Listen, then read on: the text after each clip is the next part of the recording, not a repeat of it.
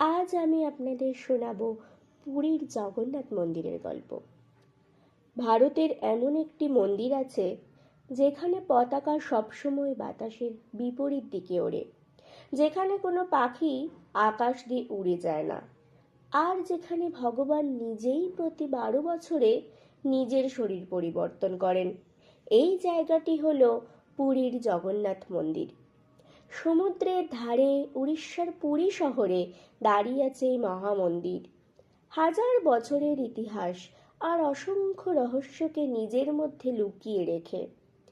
এই মন্দির শুধু একটি পূজা স্থান নয়, এটি বিশ্বাস, ভক্তি আর অলৌকিকতার এক জীবন্ত প্রতীক।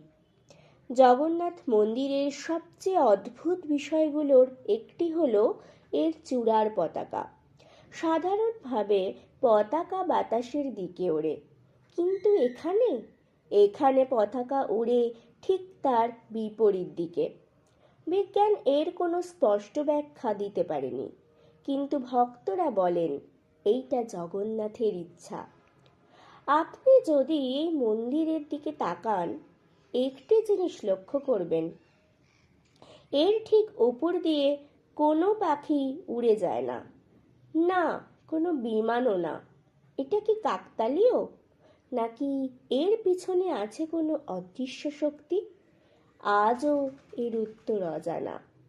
মন্দিরের একদিক থেকে ঢুকলে আপনি স্পষ্টভাবে সমুদ্রের গর্জন শুনতে পাবেন, কিন্তু একবার আপনি মন্দিরের ভেতরে প্রবেশ করলে হঠাৎ সেই শব্দ আর শোনা যায় না, আর মন্দির থেকে বেরোলেই আবার সেই শব্দ ফিরে আসে। কেন এমন হয় আজও কেউ জানে না। এই মন্দিরে প্রতিদিন হাজার হাজার মানুষ প্রসাদ গ্রহণ করেন, কিন্তু আশ্চর্যের বিষয় হলো প্রসাদ কখনোই কম পড়ে না। যত মানুষই আসুক না কেন, সবাই খাবার পায়, আর দিনের শেষে একদম নিখুঁতভাবে সব শেষ হয়ে যায়, না বেশি না কম। সবচেয়ে রহস্যময় এবং পবিত্র রীতি নবকলেবর। প্রতি 12 থেকে 19 বছরে জগন্নাথ, বলভদ্র এবং সুভদ্রার মূর্তি পরিবর্তন করা হয়, কিন্তু এই প্রক্রিয়ার সবচেয়ে রহস্যময় অংশ হল ব্রহ্ম পদার্থ। রাতের অন্ধকারে চোখ বাঁধা পুরোহিতরা পুরনো মূর্তি থেকে সেই ব্রহ্মকে নতুন মূর্তিতে স্থানান্তর করেন।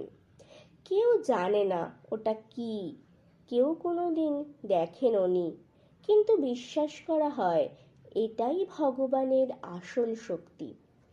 এই মন্দিরে এমন অনেক কিছু আছে যা বিজ্ঞান দিয়ে বোঝানো যায় না, কিন্তু যারা এখানে আসে তারা শুধু একটি জিনিস অনুভব করে, এক অদ্ভুত শক্তি, এক গভীর শান্তি, আর যেন কেউ তাদের দেখছে নীরবে।